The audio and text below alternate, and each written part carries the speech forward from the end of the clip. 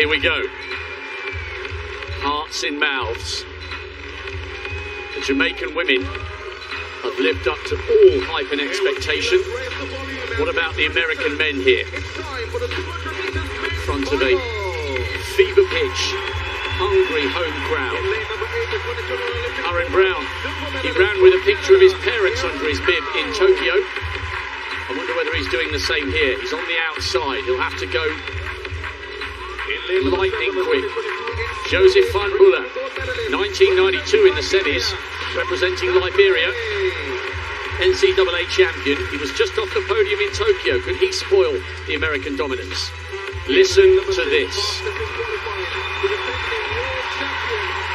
Noah Lyles is becoming an icon of the sport. He's the Olympic bronze medalist. He's the defending champion. He is desperate to taste gold again.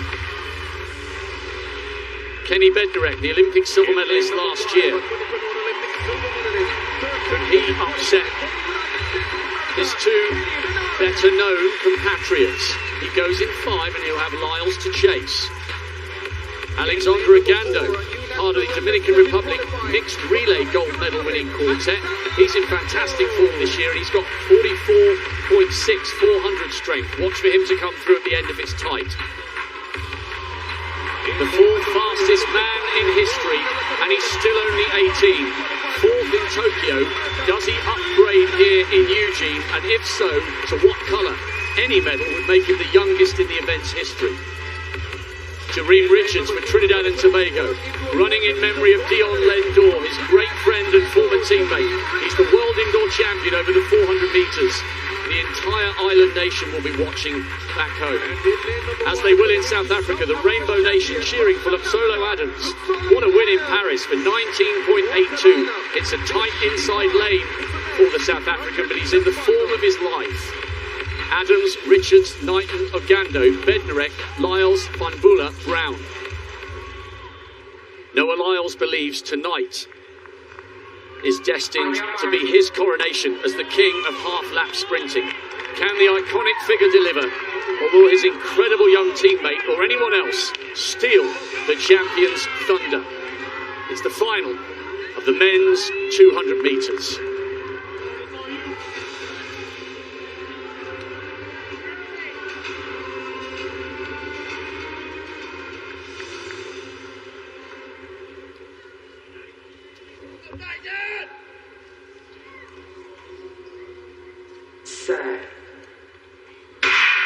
They're away first time. There's a roar from the crowd. It's a great start from Lyles, but Bednarek's running well. On the inside, no move yet from Knighton. Lyles has got the edge here, and he's storming away. What a moment for Noah Lyles.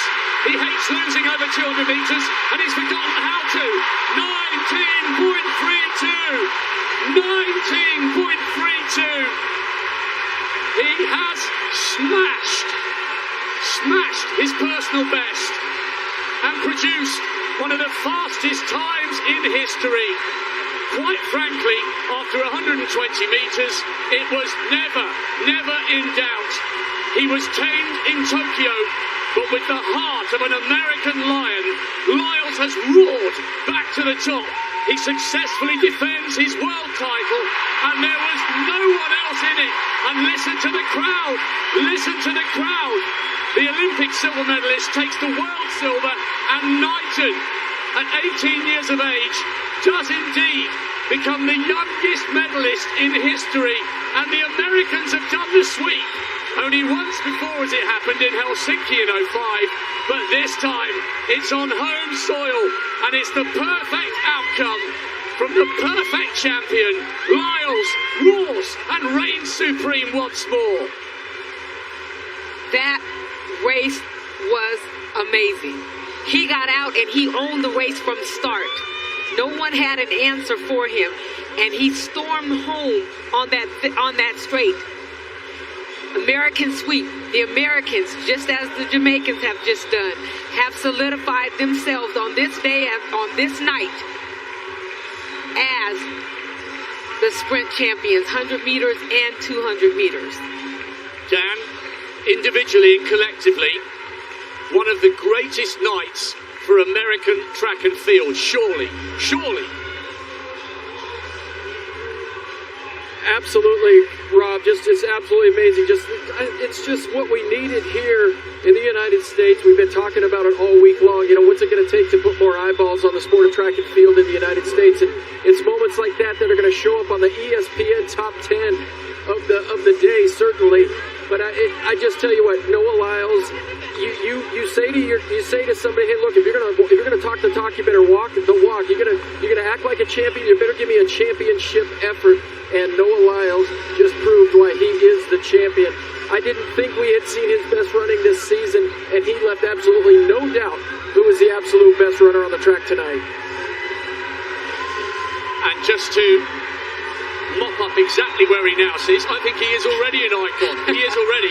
By the way, it's rounded down 3-1, so rather than being tied for third on the all-time list with Michael Johnson, he has third all to himself behind Usain Bolt and Johan Blake, the third fastest in history. But the time was incredible, but it was the manner in which he dismantled a sensational field that was so impressive. By 1:20, there was only ever one winner. Phenomenal. Yes, he came out. He got out the blocks like there was somebody shot him out of a cannon, and he continued to put down the hammer. He's opening up, moving away, and nobody has an answer for him. The Americans were fighting hard and came through 1, 2, 3. It was amazing. I mean, I hate being speechless, but I'm speechless. He is an icon. How great is that for our sport? He's showing you you have kids that you try to teach how to run the 200, and they're always like, oh, I'm gonna die. No, you're not. You're gonna get tired, but you're gonna run. Dan said it earlier. It is about guts, heart, composure, and will, and he showed us how to get it done. He's looking at the clock. Well, do you know what? We were talking about Shericka Jackson having a chance at breaking Flojo's record, and she's shown us it's not a million miles away. Right. He has just shown us that Usain Bolt's world record is not a million miles away. That was the performance of his lifetime. Far more impressive than when he won the title in Doha 3 years ago. Far more. I agree. And and we look at records are meant to be broken, and we look at how we've progressed, where we didn't think that anyone would ever come close to these records, and here we are now on World Record Watch. That's the progression of our sport. That's what we need. And that's what's going to keep people in the stands and people excited to watch a sport where people come out and give their best on that day, in that moment. And hopefully, he has another uniform. But this is what athletics needs. Yes. He is what our sport needs. Shericka Jackson, Shelly-Ann Fraser-Price, Noah Lyles. Then you've got people like Cheptegei running the 5 and the 10. With Barega charging around in 53 points to try and win 10,000 metre titles. We need to put athletics front and centre. We are the most accessible, cheapest, fun-loving sport in the world.